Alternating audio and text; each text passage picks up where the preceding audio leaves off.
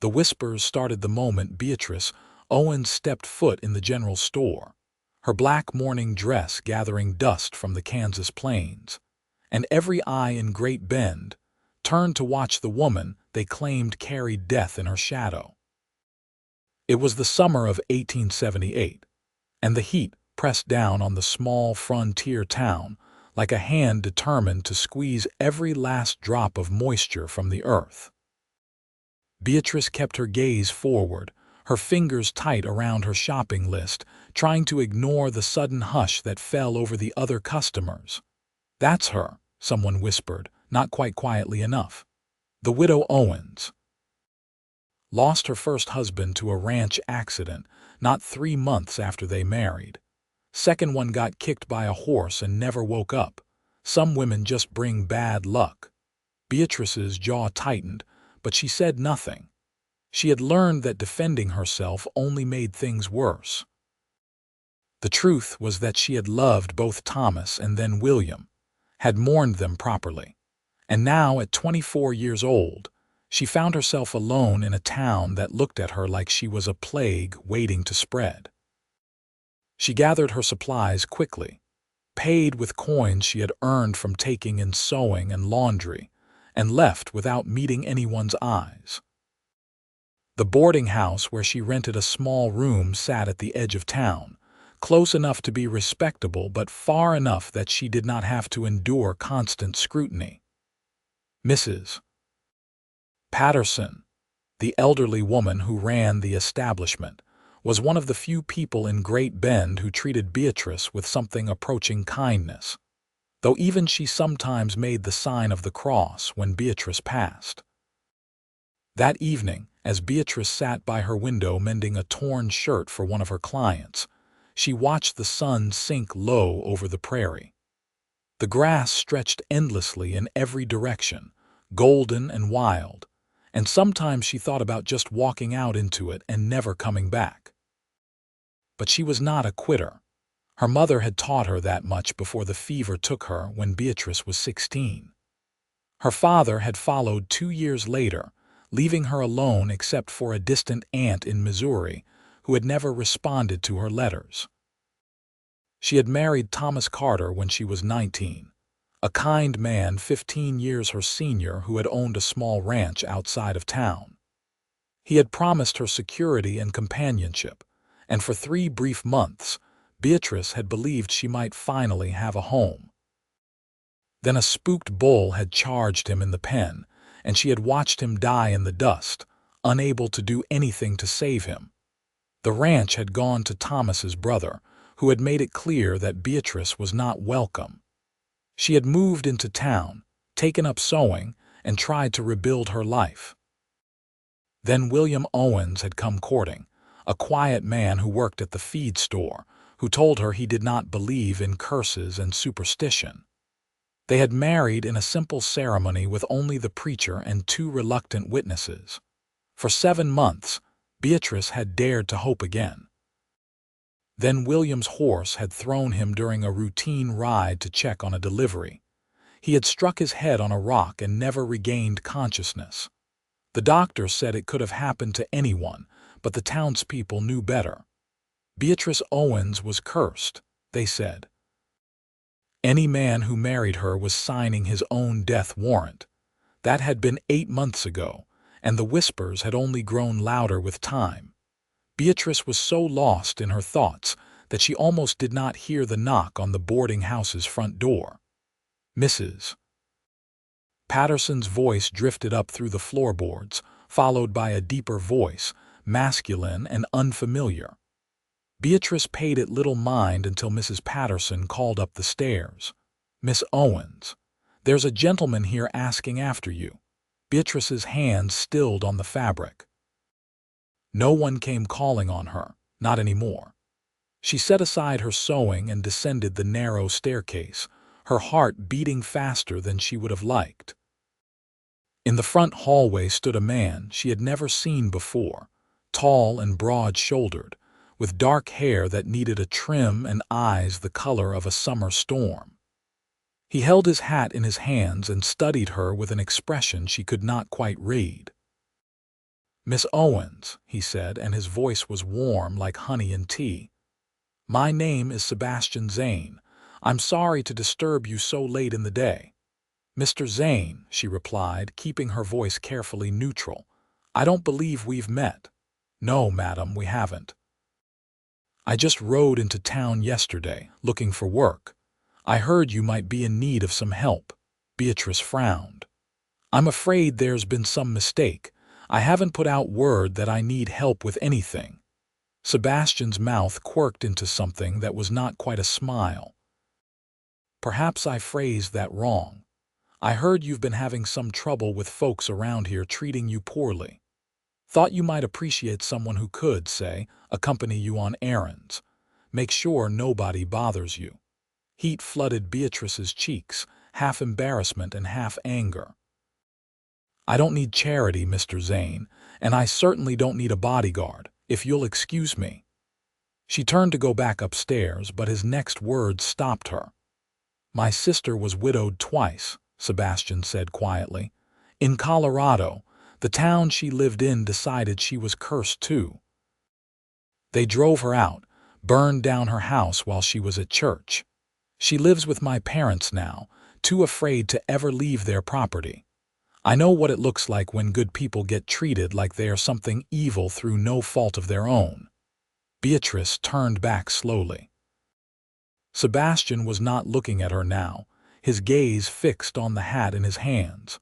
There was something raw in his expression, something honest that made her chest ache. "I'm sorry about your sister," she said softly, "but I still don't understand what you want from me." "Nothing," Sebastian said, meeting her eyes again. "I don't want anything. I just thought maybe you could use a friend. Someone who doesn't believe in curses or bad luck, just bad circumstances and worse gossip." Mrs. Patterson, who had been lingering in the doorway to the parlor, cleared her throat. "Miss Owens, perhaps you might invite Mr. Zane to join us for supper. I made plenty, and it seems a shame to let good food go to waste." Beatrice hesitated, every instinct telling her to protect herself, to not let anyone get close. But there was something in Sebastian Zane's eyes that called to her, a steadiness that she had not seen in anyone since William died. Against her better judgment, she nodded. "Supper would be fine," she said. "Thank you, Mrs. Patterson." The meal was simple but filling, beef stew with vegetables from Mrs. Patterson's garden and fresh bread still warm from the oven.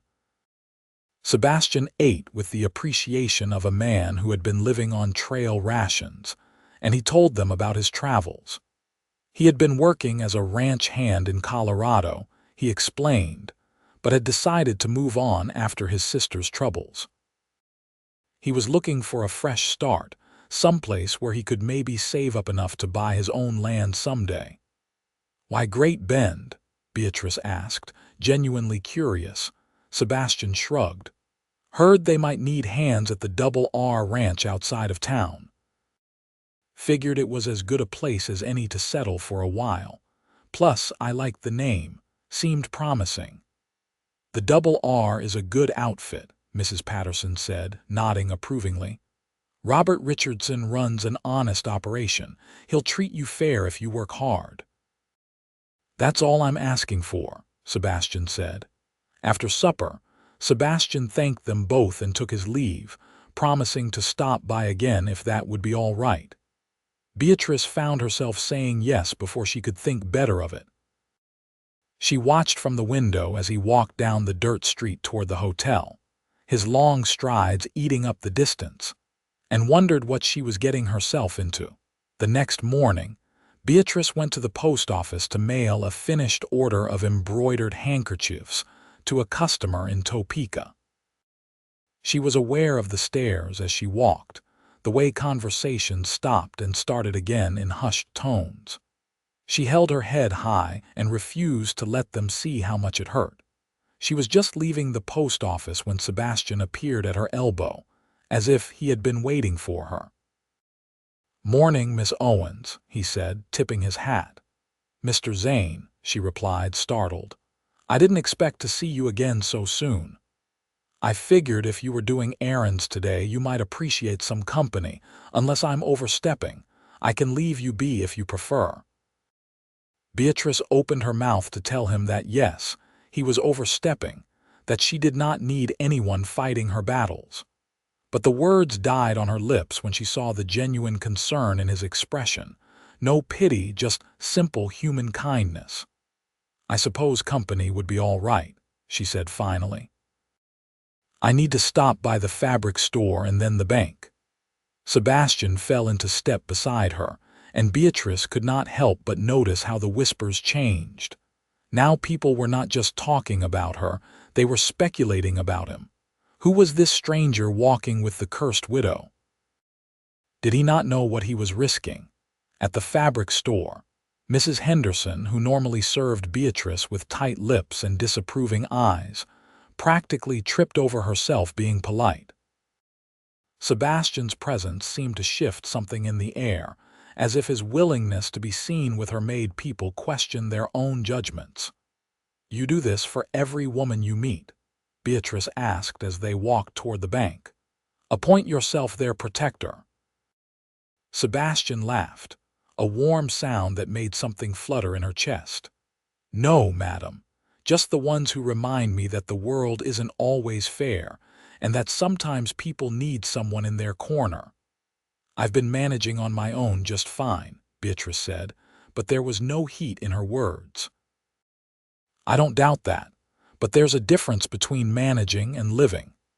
The words hit harder than Beatrice expected. She had been managing, surviving day by day, but she could not remember the last time she had truly felt alive, had felt anything other than grief and loneliness. At the bank, she deposited the payment for her handkerchiefs and checked her small savings.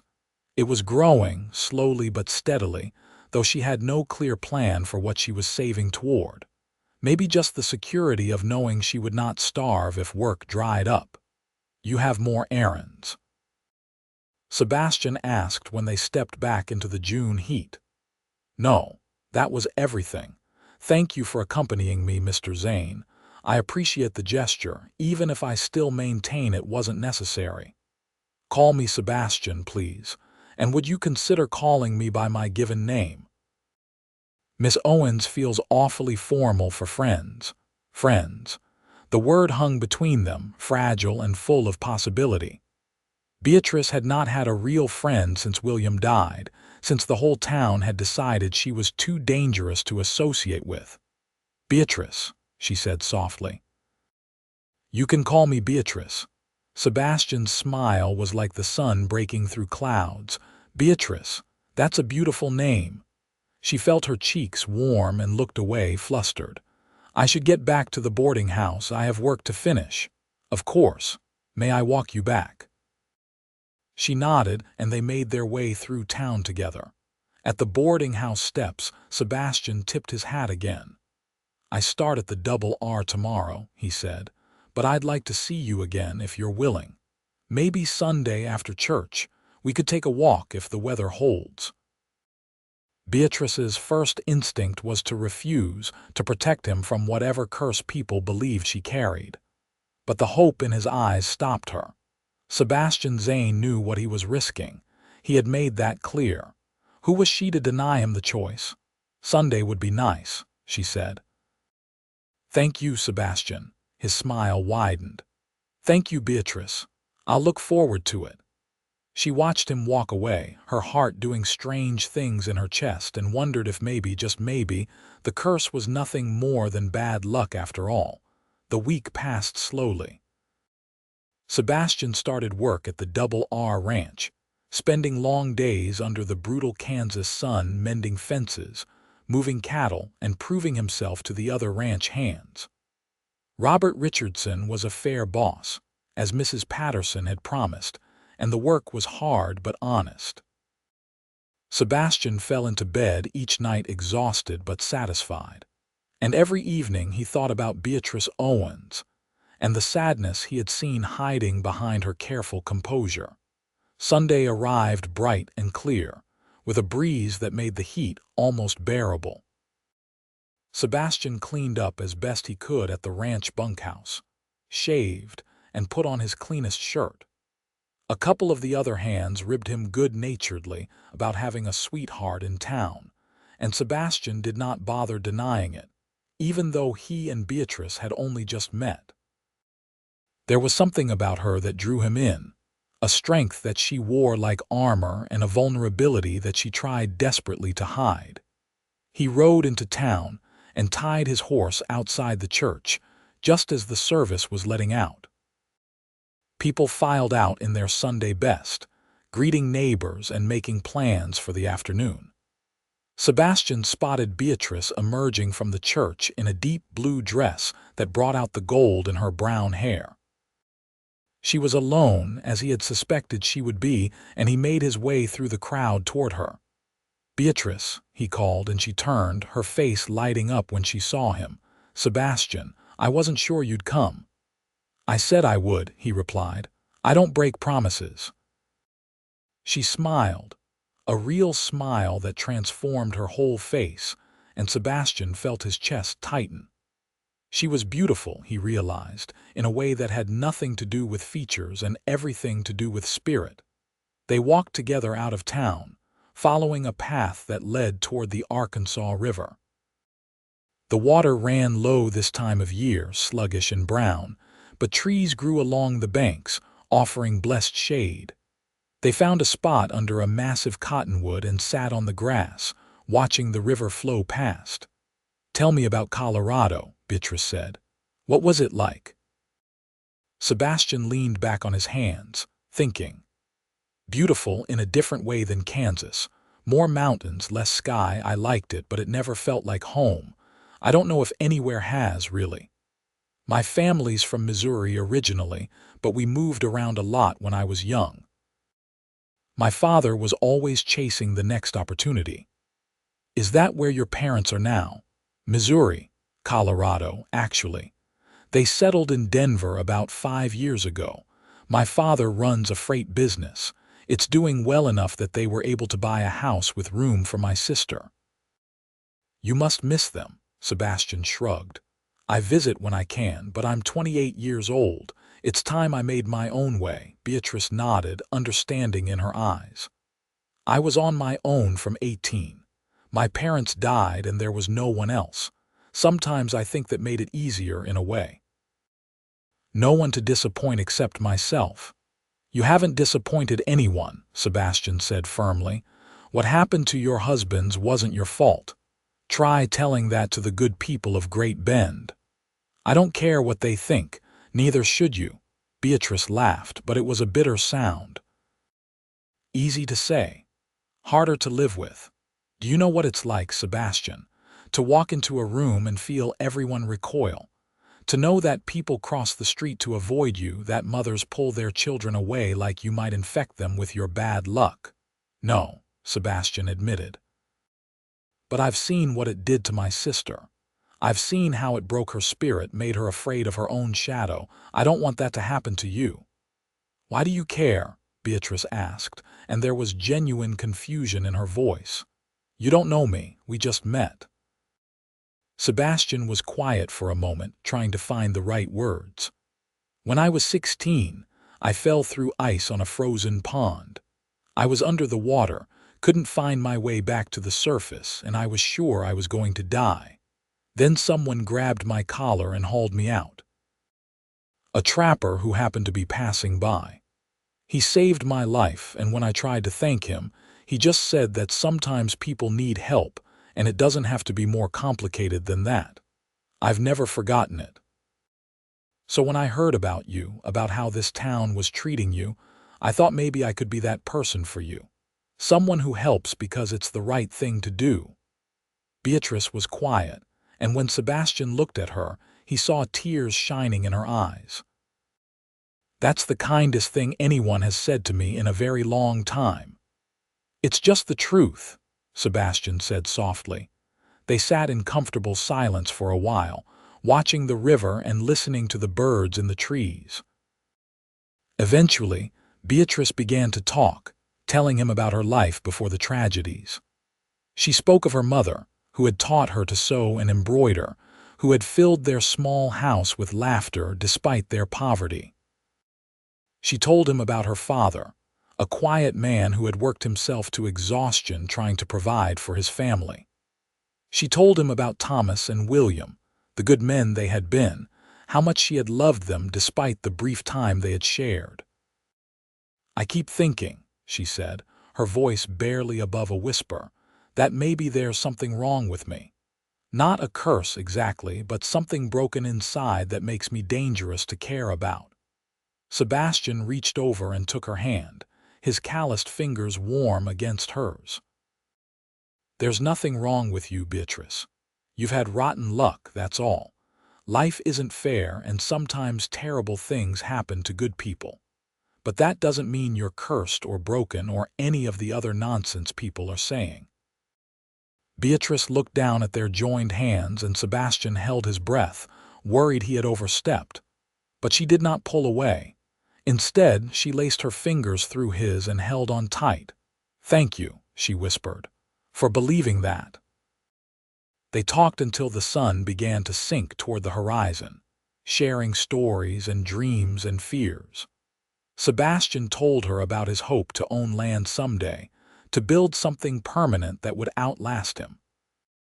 Beatrice confessed that she had always wanted to open a dress shop, to create beautiful things instead of just mending other people's cast-offs. They discovered shared loves of coffee over tea, thunderstorms, and the novels of Charles Dickens. By the time they walked back to town, something had shifted between them, a connection that felt both new and inevitable. Over the following weeks, Sebastian and Beatrice fell into a routine. He would ride into town on Sundays, and they would spend the afternoon together, walking or talking or simply sitting in companionable silence. During the week, Sebastian worked hard at the Double R, earning the respect of the other hands and Robert Richardson himself. The rancher was impressed by Sebastian's dedication and skill with horses, and he hinted that there might be a permanent position available if Sebastian wanted it. The town's attitude toward Beatrice began to shift, slowly but noticeably. Sebastian's obvious affection for her and his complete disregard for the curse rumors made people reconsider their treatment of her. It was hard to maintain that someone was dangerously unlucky when a good man like Sebastian Zane courted her openly and suffered no ill effects. Conversations at the general store became slightly less hushed. Mrs. Henderson at the fabric store started to smile when Beatrice entered. It was not full acceptance, not yet, but it was a start. In August, Sebastian asked Beatrice to attend the town's summer dance with him. It was a bold move, a public declaration of his intentions, and Beatrice knew that accepting would put them both under intense scrutiny. But she was tired of hiding, tired of letting fear control her life. She said yes. The dance was held in the large barn at the Double R Ranch, decorated with lanterns and wildflowers. The whole town turned out, dressed in their finest, and when Sebastian and Beatrice arrived together, a hush fell over the crowd. Then Robert Richardson, bless him, came forward with a welcoming smile and shook Sebastian's hand, greeting Beatrice warmly. His endorsement was significant, and gradually, people began to relax. Sebastian led Beatrice onto the dance floor for a waltz, his hand steady at her waist, and she followed his lead, grateful that her mother had taught her the basic steps years ago. As they spun around the floor, she was acutely aware of the eyes on them, but Sebastian's presence steadied her. He smiled down at her, his eyes warm, and for the first time in months, Beatrice allowed herself to feel something she had thought lost forever. Hope.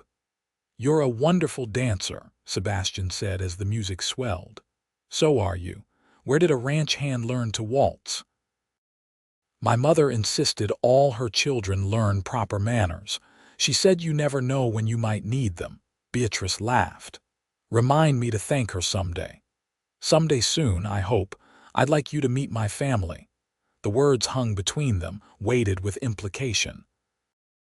Meeting his family was serious, a step toward something permanent. Beatrice's heart raced, fear and excitement warring within her. "I'd like that," she said finally, and Sebastian's smile was brighter than all the lanterns combined. They danced several more times that evening, and other people began to approach Beatrice, tentatively at first, but with increasing warmth. Several women complimented her dress, which she had made herself from fabric she had been saving for a special occasion. A few men nodded to her respectfully. It was not perfect, not total acceptance, but it was more than she had experienced in over a year. On the ride back to town, with Beatrice seated on Sebastian's horse in front of him, his arms around her to hold the reins, she allowed herself to relax against his chest. The night was cool and clear, stars scattered across the sky like diamonds on black velvet. "Thank you for tonight," she said softly, "for not being afraid to be seen with me." Sebastian's arms tightened slightly around her. "I'm not afraid of anything when I'm with you, Beatrice. You make me braver than I knew I could be." She turned her head to look at him, and in the moonlight his face was all sharp angles and soft shadows. "Sebastian, I need to tell you something." "All right." She took a deep breath. "I'm falling in love with you. I know it's fast, and I know I should probably be more careful, but I can't help it. You've given me back something I thought I'd lost forever. You've made me believe that maybe I deserve to be happy again. But I'm also terrified because I can't lose someone else. I don't think I could survive it." Sebastian reined in the horse, bringing them to a stop on the empty road. He twisted in the saddle so he could see her face properly, his expression serious. "Beatrice Owens, I'm falling in love with you too. Have been since the first moment I saw you standing in that hallway, so strong and so sad. I can't promise that nothing will ever happen to me, because life doesn't work that way. But I can promise that I'm careful, that I'll do everything in my power to stay safe, and that whatever time we have together, whether it's 50 years or 50 minutes, I'll spend every moment grateful for you." Tears spilled down Beatrice's cheeks, but they were good tears, healing tears. "That's all I can ask for." Sebastian kissed her then, gentle and sweet, and Beatrice felt the last of her walls crumble. This was what she had been afraid of, this overwhelming feeling of connection, of belonging to someone and having them belong to her. But Sebastian was right. Love was worth the risk. It had to be. They courted properly after that, with Sebastian calling on Beatrice at the boarding house several evenings a week, sitting in Mrs. Patterson's parlor and talking until late into the night. He brought her wildflowers from the prairie and books from the traveling salesman who passed through town. She mended his shirts and baked him cookies, savoring the domesticity of it, the simple pleasure of caring for someone. In September, Robert Richardson offered Sebastian a permanent position at the Double R, with a small cabin on the property that he could live in rent-free as part of his wages. It was a generous offer, a sign of the rancher's respect, and Sebastian accepted immediately. The cabin was rough, just 2 rooms and in need of repairs, but it had good bones. Sebastian spent his evenings fixing it up, replacing broken shingles and patching holes in the walls, and he did not have to say what he was doing. Beatrice knew he was building them a home.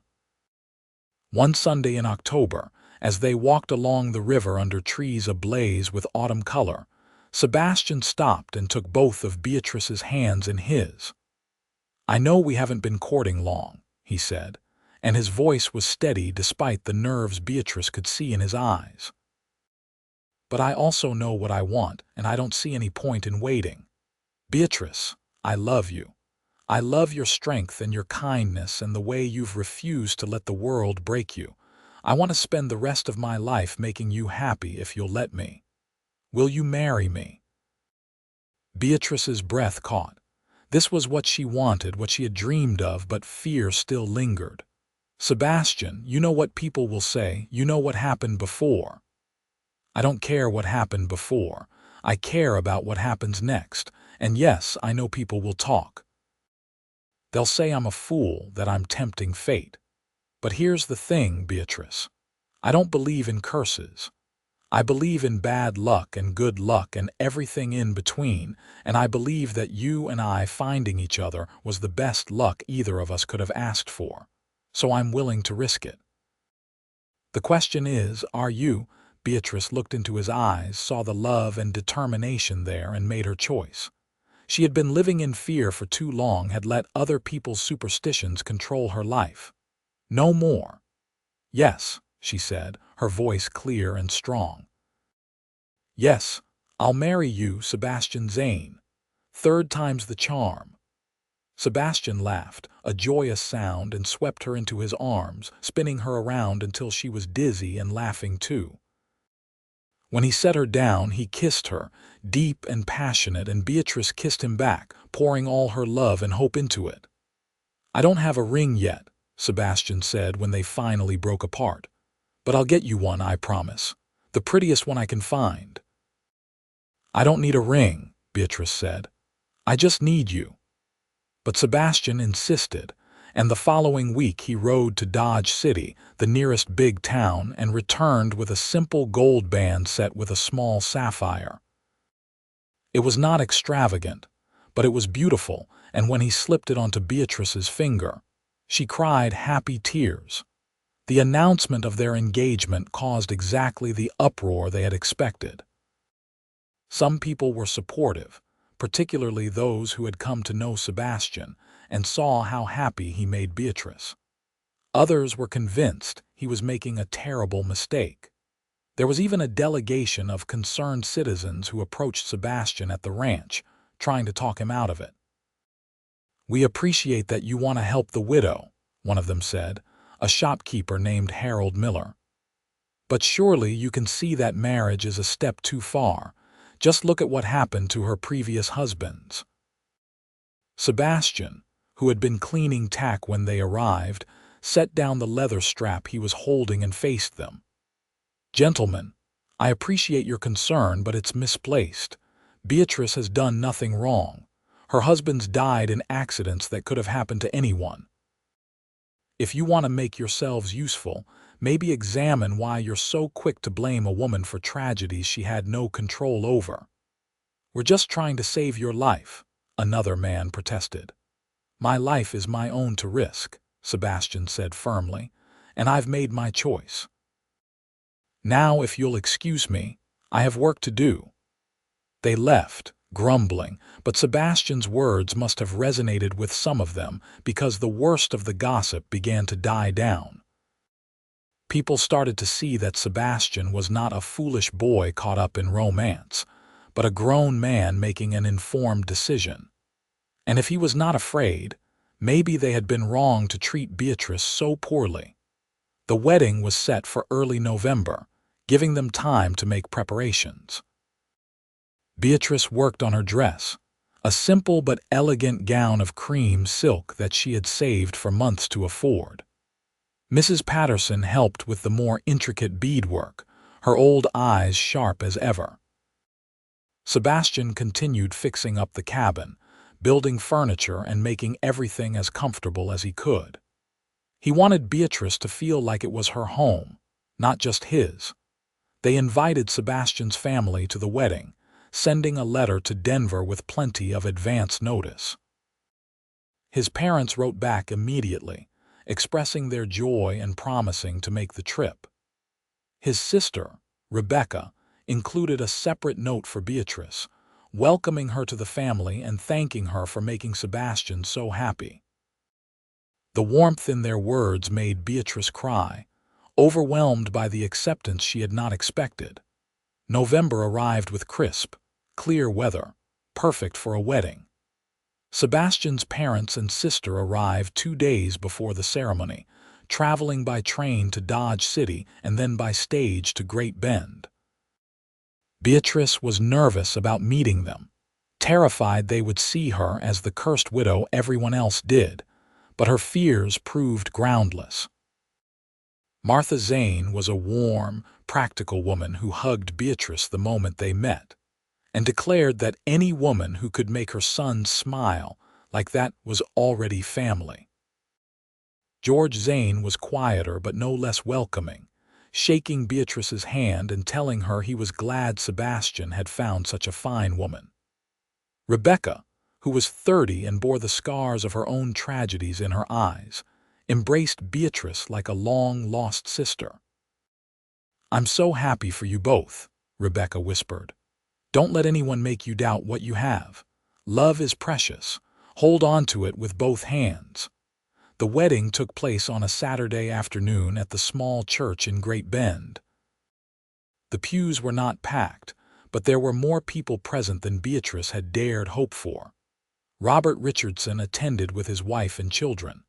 Mrs. Patterson sat in the front row, beaming like a proud mother. Several of Sebastian's fellow ranch hands came, along with their families.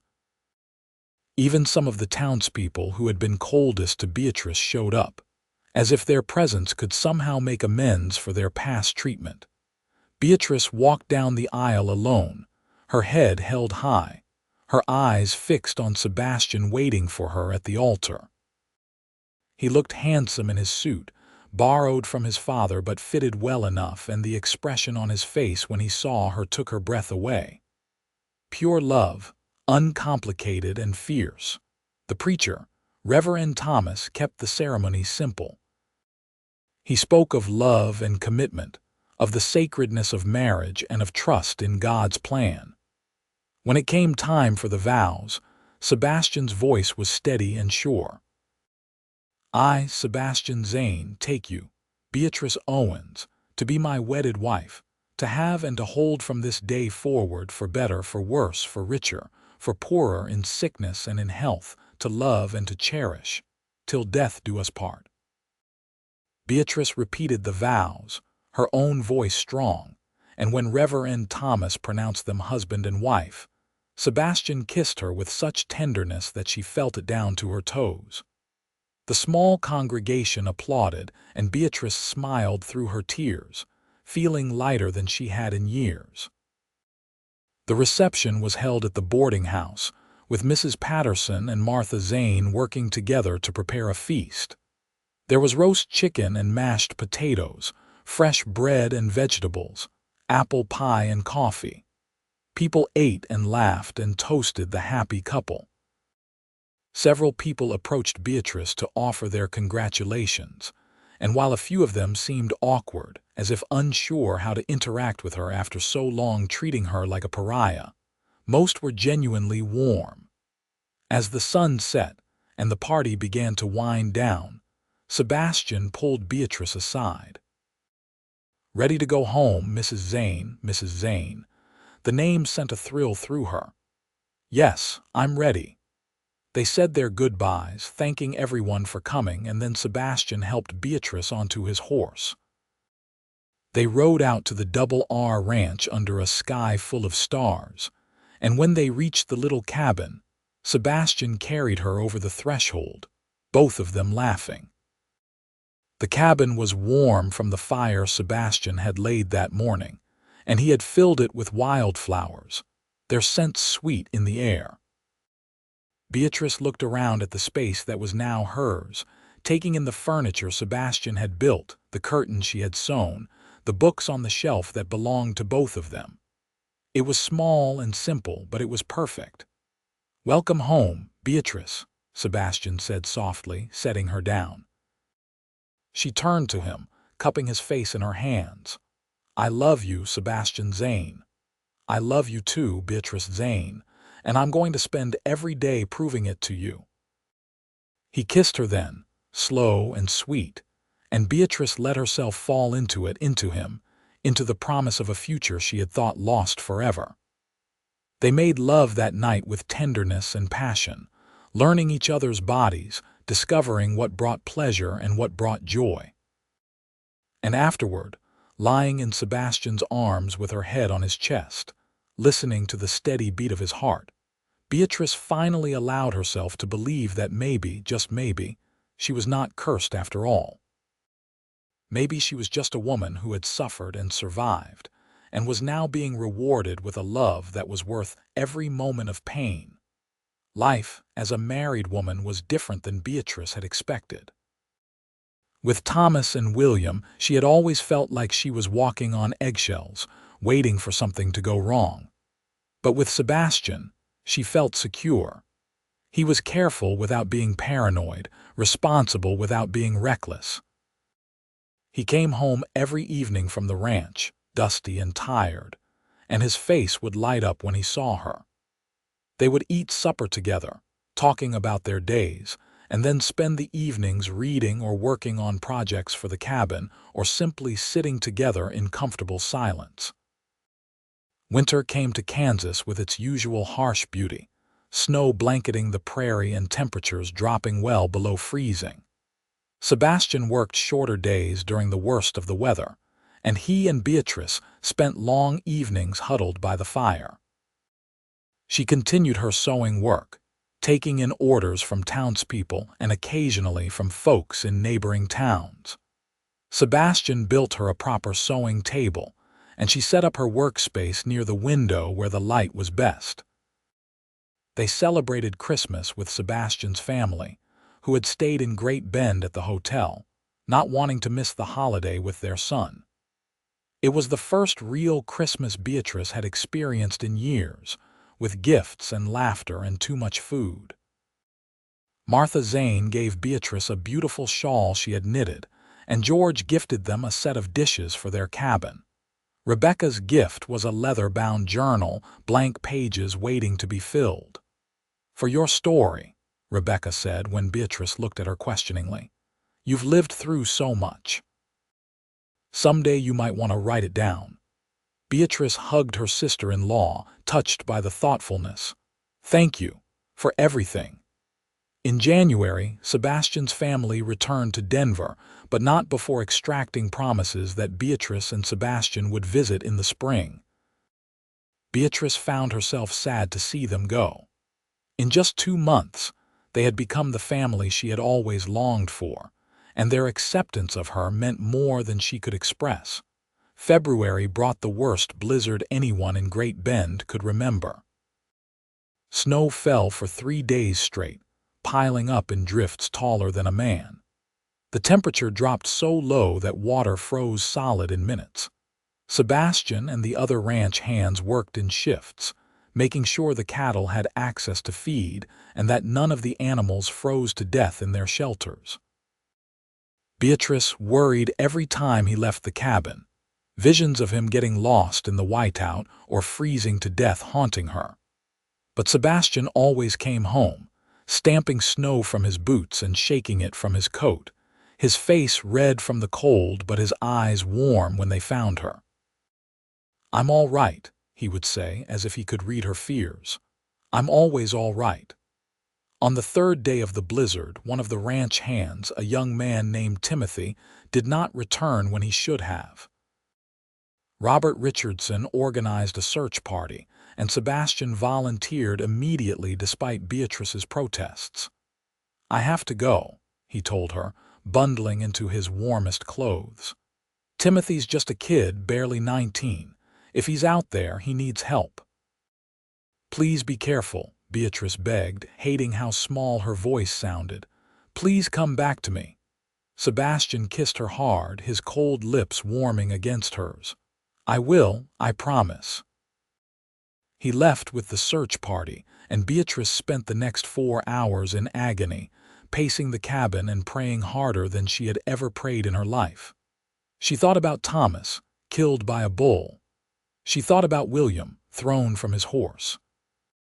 She thought about how everyone had said she was cursed, and she wondered if they had been right all along. But then she heard horses outside, and she ran to the door, flinging it open. Sebastian was there, helping to support Timothy, who looked half frozen but alive.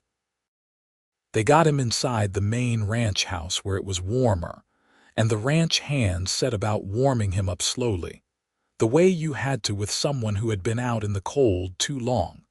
Sebastian came back to the cabin an hour later, exhausted but unharmed.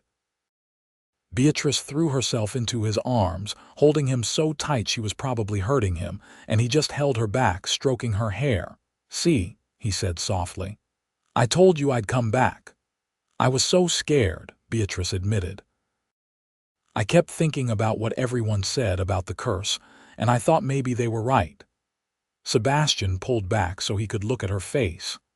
"Beatrice, listen to me. There is no curse. Timothy got lost because the storm was bad and he's inexperienced. We found him because we knew where to look and we were careful. It has nothing to do with you or bad luck or anything else. Do you understand?" Beatrice nodded, wanting to believe him. And as days turned into weeks and weeks turned into months, and Sebastian continued to come home safe every single day, she slowly began to let go of the fear. Maybe the curse had only ever been in her head, a story she had told herself, because it was easier than accepting that sometimes terrible things just happened. Spring came to Kansas in a rush of green and wildflowers, and Beatrice discovered she was pregnant.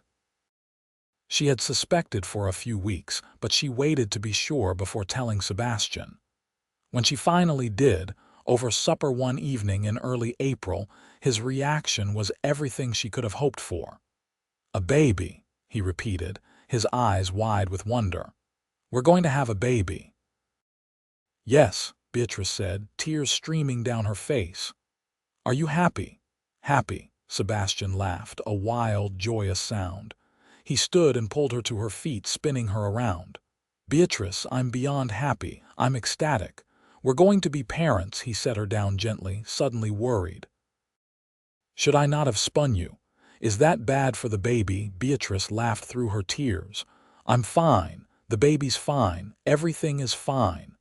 Sebastian cupped her face in his hands, his expression serious. "I'm going to take such good care of you, both of you, I promise." "I know you will," Beatrice said, and she meant it.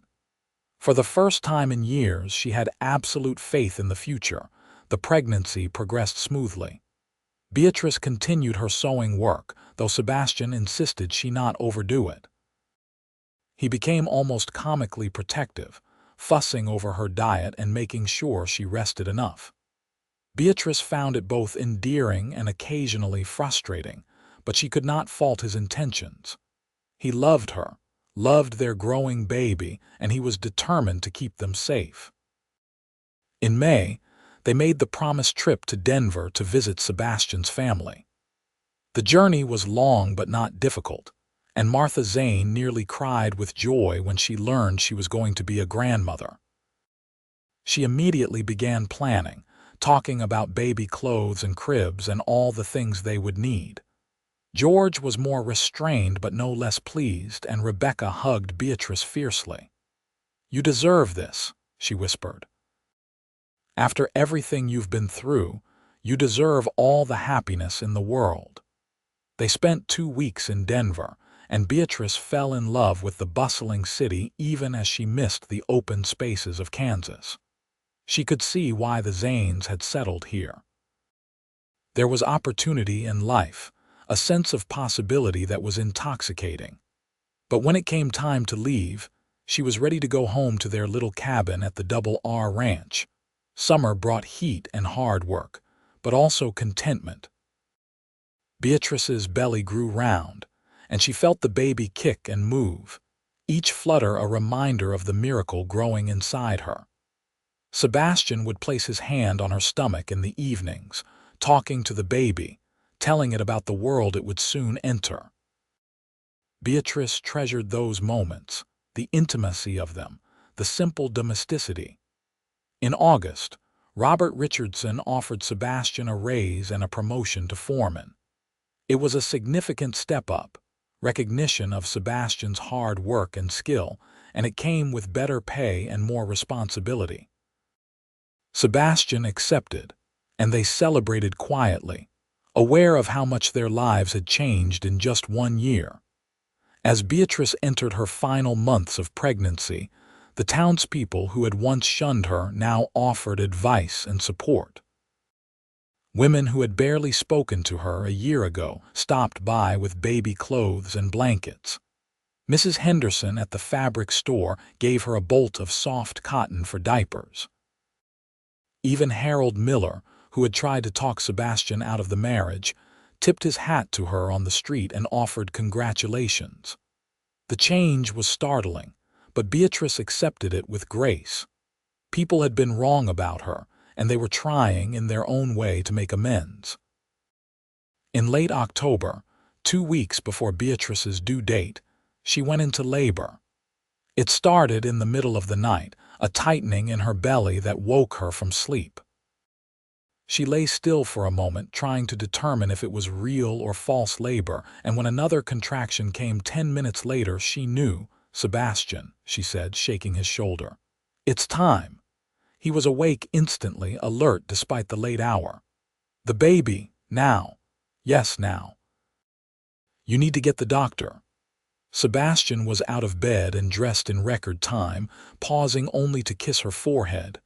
"I'll be right back. Just breathe, all right. I'll be right back." He rode into town at a gallop and returned with Dr. Evans, a capable man in his 50s who had delivered half the babies in Great Bend. The doctor examined Beatrice and declared that she was progressing well, though it would likely be several more hours before the baby arrived. Those hours were the longest of Beatrice's life. The pain was intense, worse than anything she had imagined, and there were moments when she was sure she could not endure it. But Sebastian stayed by her side the entire time, holding her hand, wiping sweat from her forehead, encouraging her. And when the baby finally came, just as dawn was breaking, filling the cabin with golden light, Beatrice forgot all about the pain. "It's a boy," Dr. Evans announced, holding up the squalling infant. "A healthy, strong boy." Sebastian's eyes filled with tears as the doctor cleaned the baby and wrapped him in a blanket. When he placed the baby in Beatrice's arms, she looked down at the tiny, perfect face and felt her heart expand to a size she had not known was possible. "Hello, little one," she whispered. "Welcome to the world." "He's beautiful," Sebastian said, his voice thick with emotion, "just like his mother." They had already chosen a name, Samuel, after Sebastian's grandfather, who had been a kind man known for his generosity. Little Samuel Zane had a full head of dark hair and his father's eyes, and Beatrice could not stop staring at him, marveling that she and Sebastian had created this perfect tiny human. Dr. Evans stayed for a while to make sure Beatrice and the baby were both doing well, then left with instructions for their care and promises to check back in a few days. As the door closed behind him, Sebastian climbed into bed next to Beatrice, careful not to jostle her or the baby. "We did it," he said softly. "We have a son." "We have a son," Beatrice repeated, the words still not quite real. "Oh, Sebastian, I never thought I would have this. After everything that happened, I never thought I would get to be a mother." "You're going to be an amazing mother," Sebastian said, kissing her temple. "Our son is so lucky to have you." Over the next few weeks, they settled into the rhythm of life with a newborn. Samuel was a good baby, sleeping in reasonable stretches and eating well. Beatrice was exhausted but blissfully happy, and Sebastian helped as much as he could, changing diapers and walking the floor with Samuel when he fussed. Robert Richardson gave Sebastian time off to be with his new family, a generosity that they appreciated deeply. Martha and George Zane made the trip from Denver to meet their grandson, arriving in early November. Martha immediately took over some of the household tasks, cooking and cleaning so that Beatrice could focus on recovering and caring for Samuel. George carved a beautiful cradle from oak, spending hours in the workshop at the ranch to make it perfect. Rebecca sent a package of baby clothes she had sewn herself, each piece lovingly crafted. Christmas that year was magical. Samuel was 2 months old, starting to smile and make cooing sounds that melted Beatrice's heart. They celebrated at the cabin, just the three of them, and Beatrice marveled at how much her life had changed. 2 years ago, she had been alone and grieving, convinced she would never be happy again. Now she had a husband she loved more than life itself and a son who was the light of her world. "What are you thinking about?" Sebastian asked as they sat by the fire, Samuel asleep in his cradle. "About how lucky I am," Beatrice said. "About how wrong everyone was about the curse. About how you saved me, Sebastian. You and Samuel, you gave me my life back." Sebastian pulled her close, kissing the top of her head. "You saved yourself, Beatrice. You're the strongest person I know. I just had the good sense to fall in love with you." As winter gave way to spring and spring to summer, their life continued in its peaceful rhythm. Sebastian thrived as foreman, respected by the ranch hands and trusted by Robert Richardson. Beatrice's sewing business grew, with orders coming from as far away as Wichita. Samuel grew from a tiny infant into a chubby, laughing baby who brought joy to everyone who met him. In the summer of 1880, when Samuel was 18 months old, Beatrice discovered she was pregnant again. This time, there was no fear, only excitement. She told Sebastian while they were watching Samuel toddle around the yard, chasing a butterfly. "Another one," Sebastian said, his smile wide. "Beatrice, that's wonderful. Are you sure? 2 children will be a lot of work, I'm sure.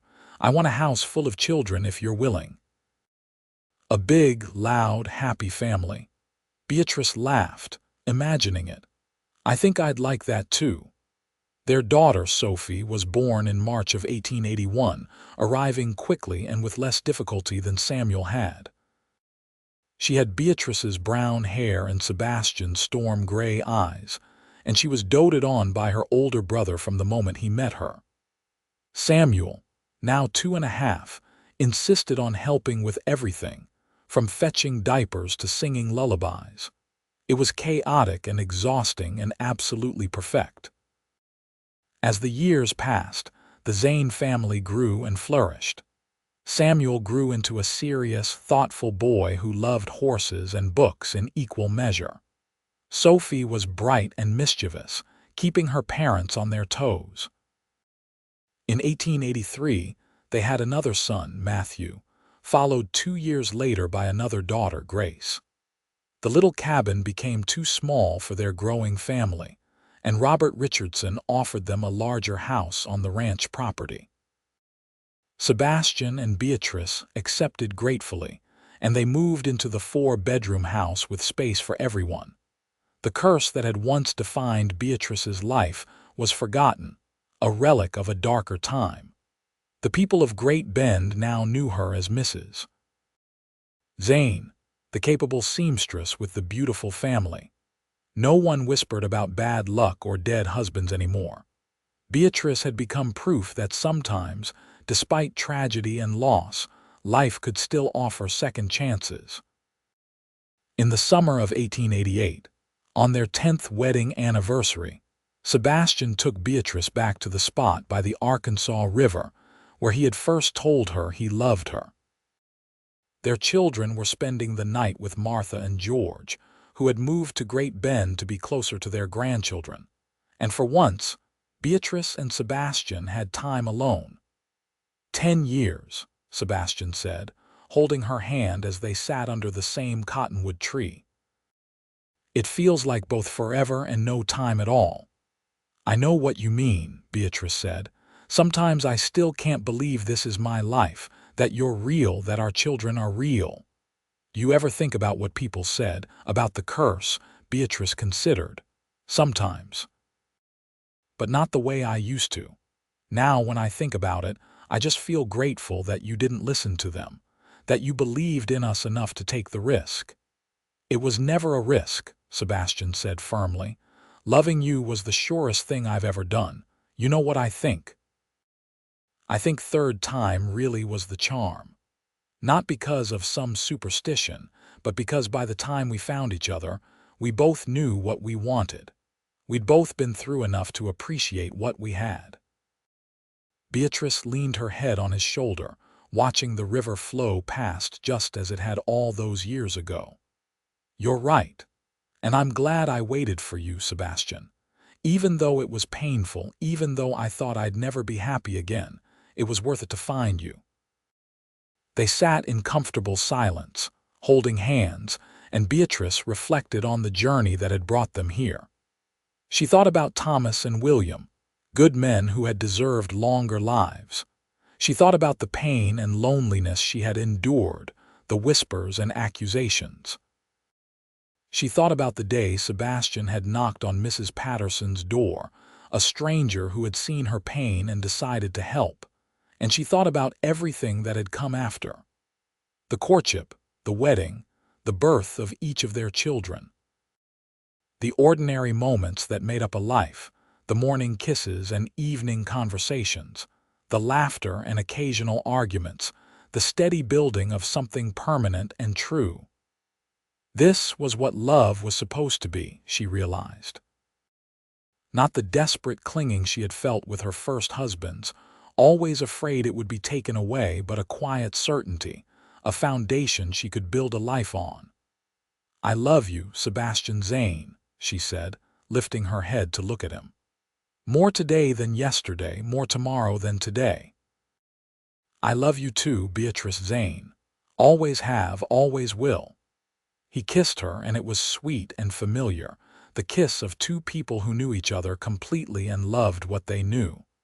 When they finally pulled apart, the sun was setting, painting the sky in shades of pink and gold. "We should head back," Sebastian said. "Before your mother worries." Beatrice laughed. "She's your mother too, you know, and she doesn't worry. She just likes to know what we're up to." They rode back to Great Bend together, Sebastian's arms around Beatrice, and talked about their plans for the future. Samuel would be starting school in the fall, and Sophie was begging for riding lessons. Matthew wanted a dog, and Grace was too young to want much of anything beyond her parents' attention. There were crops to plant and clothes to mend, ranch business to attend to and orders to fill. It was an ordinary life, unremarkable in its everydayness, and it was everything Beatrice had ever wanted. When they arrived at the house where Martha and George were watching the children, they found chaos. Samuel and Sophie were racing around the yard, shrieking with laughter. Matthew had managed to get himself covered in mud, and Grace was crying because she had lost her favorite doll. Martha looked frazzled but happy, and George was sitting on the porch with a bemused smile. "Your children are exhausting," Martha said, but there was no heat in her words. "I don't know how you keep up with them." "Practice," Sebastian said, scooping up Grace and bouncing her until she stopped crying. "Lots and lots of practice." They gathered up the children, thanked Martha and George, and headed home. The walk was loud and chaotic, with Samuel chattering about his day and Sophie demanding to be carried. By the time they reached their house, Beatrice was tired, but it was a good tired, the kind that came from a full, rich life. That night, after the children were finally asleep, Sebastian and Beatrice sat on their front porch, watching the stars come out. The prairie stretched endlessly in every direction, dark and vast, and somewhere out there, cattle lowed and crickets sang. "You ever regret it?" Beatrice asked suddenly. "Marrying me, I mean, taking on all of this." Sebastian looked at her like she had grown a second head. "Beatrice Zane, I have never regretted a single moment of our life together. Not one. You and our children are the best things that have ever happened to me." "How could I possibly regret that? I don't know. I just sometimes wonder if you might have had an easier life if you'd chosen someone else." "Easier maybe, but not better. Never better. You're it for me, Beatrice. You always have been." Beatrice smiled, the last of her old fears finally releasing their hold. "You're it for me too." They sat together in the darkness, hands linked, and Beatrice felt a profound sense of peace. This was her life. This beautiful, messy, perfect life, and she would not change a single thing. The years continued to pass, each one bringing new joys and challenges. Samuel grew into a tall, capable young man who worked alongside his father at the ranch. Sophie became known throughout the county for her skill with horses, able to gentle even the most spirited animal. Matthew discovered a talent for drawing and filled sketchbooks with scenes from their life on the plains. Grace, the baby, grew into a bright, curious child who asked endless questions about everything. In 1895, Robert Richardson retired and sold the Double R Ranch to Sebastian, recognizing that the younger man had the skill and dedication to run it successfully.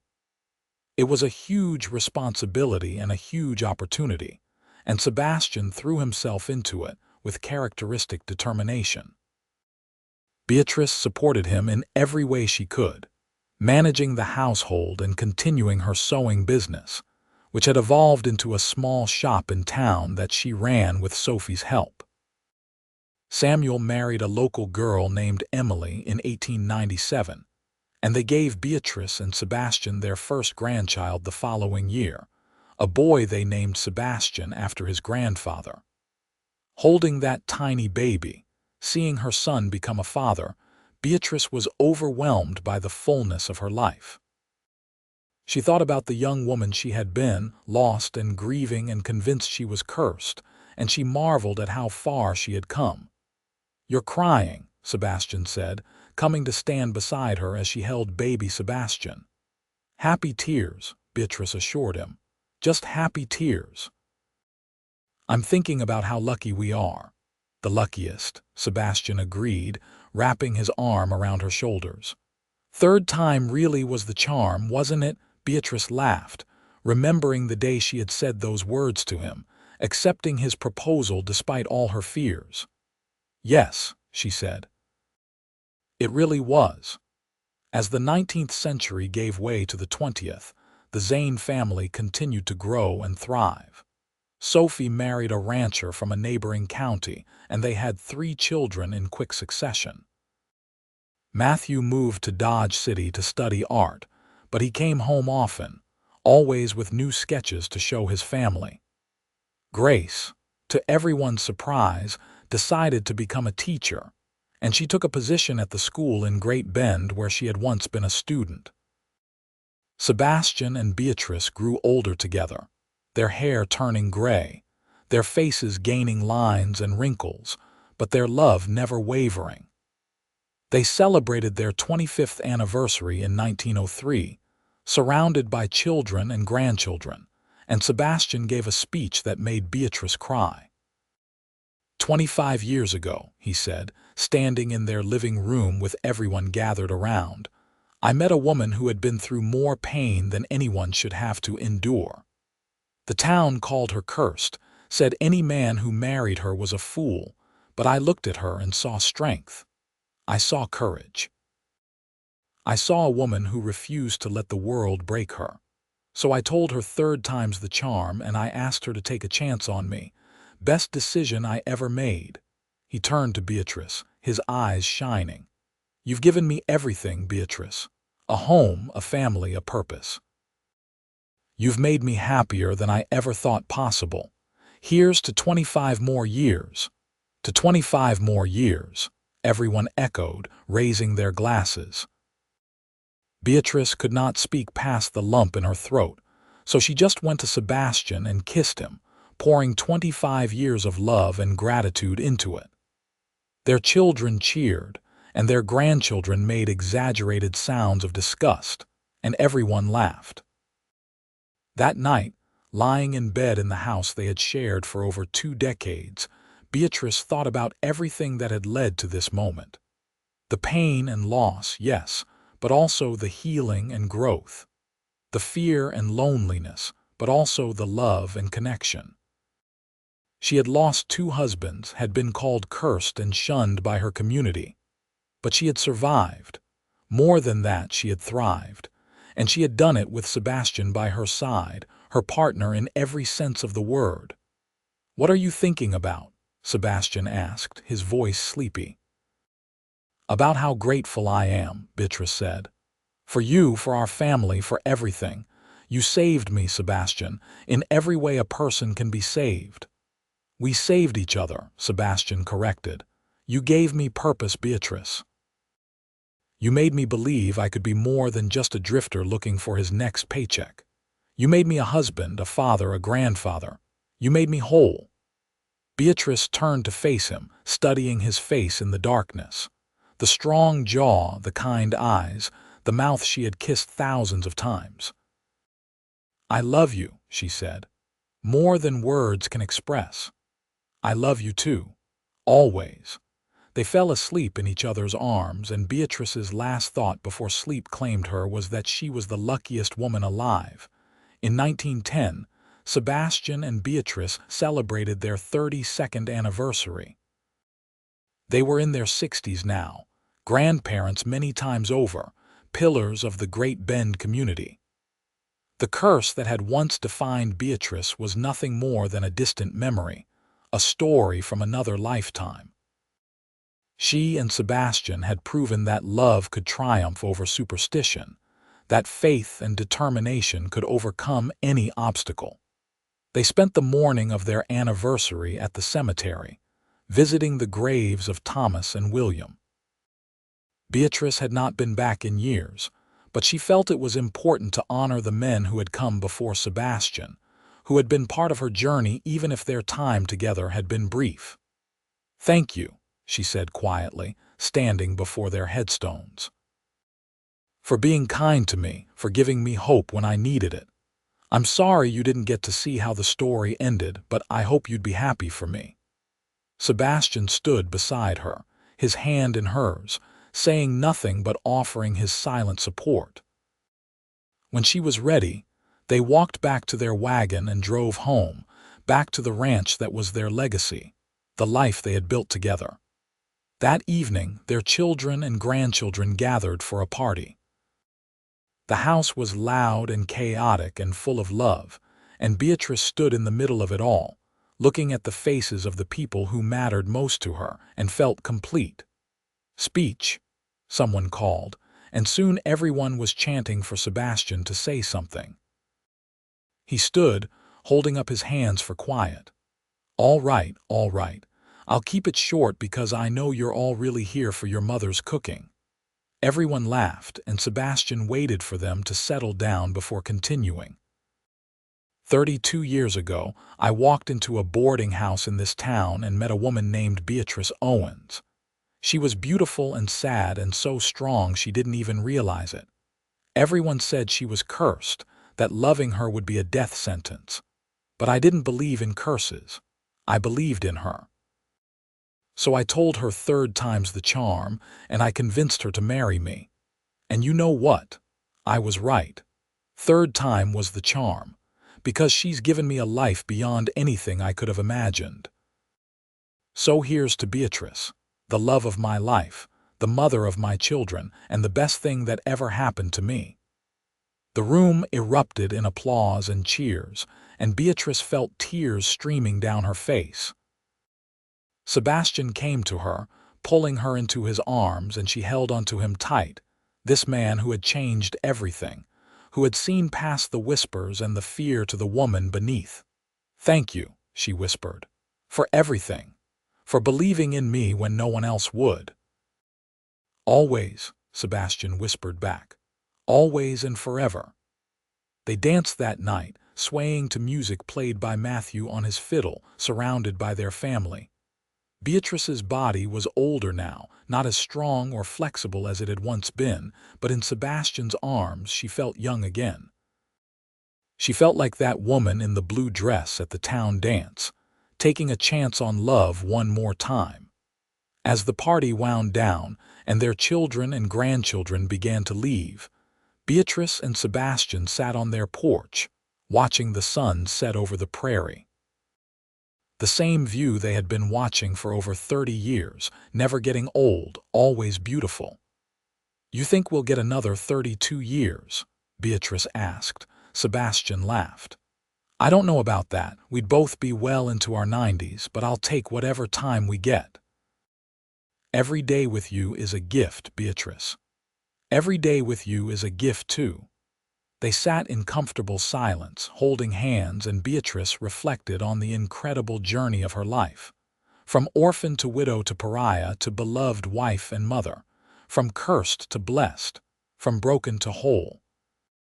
It had not been an easy path, but it had been hers, and she would not trade it for anything.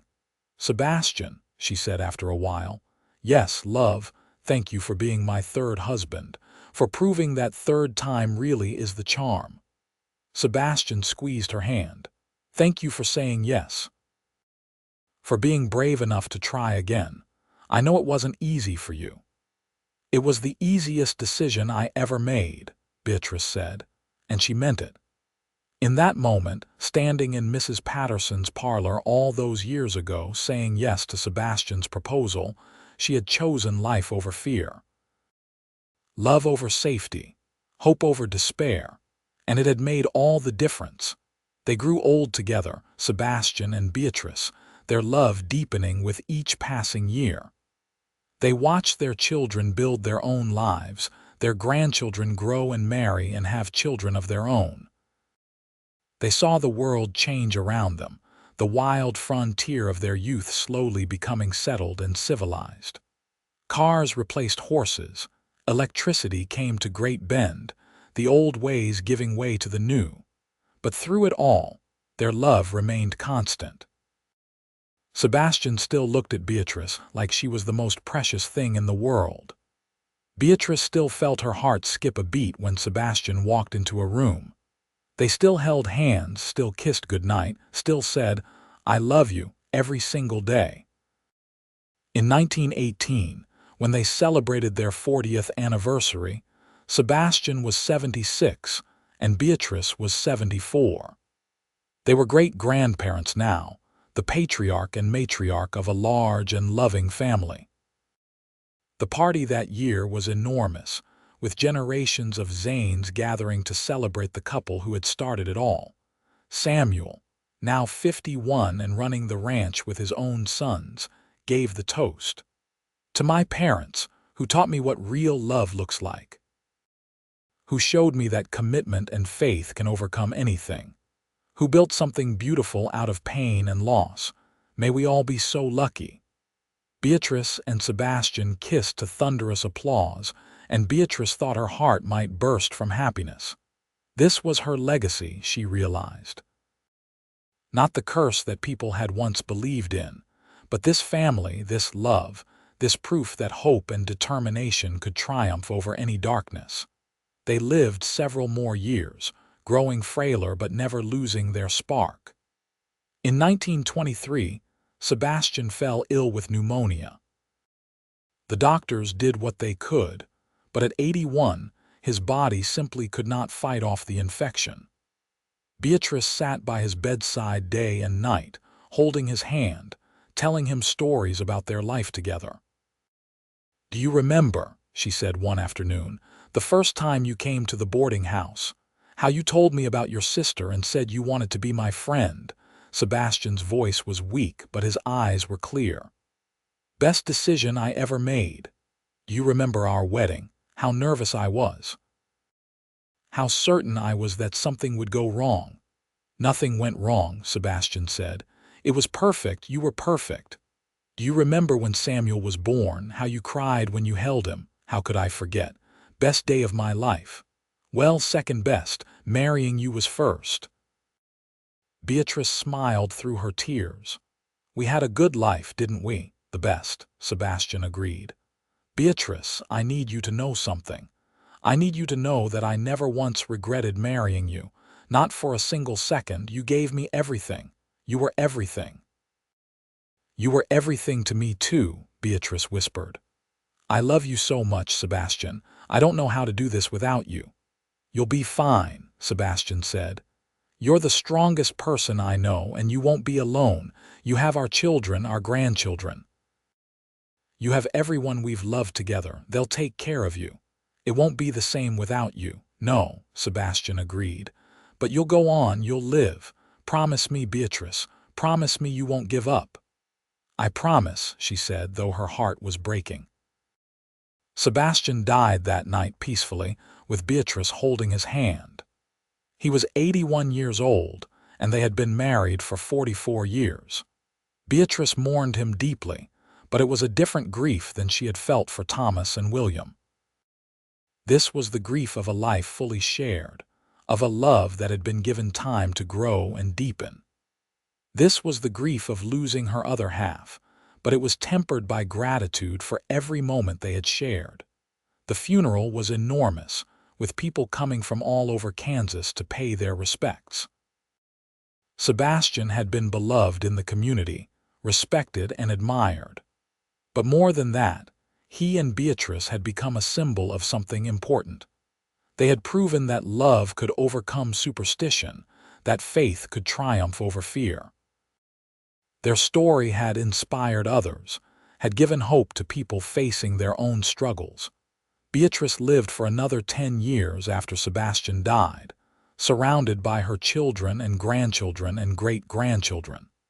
She continued to sew, her hands still steady even in her 80s. She told stories about the old days, about Sebastian and their life together. And she never once regretted saying yes to him all those years ago, never once wished she had protected herself instead of taking the risk.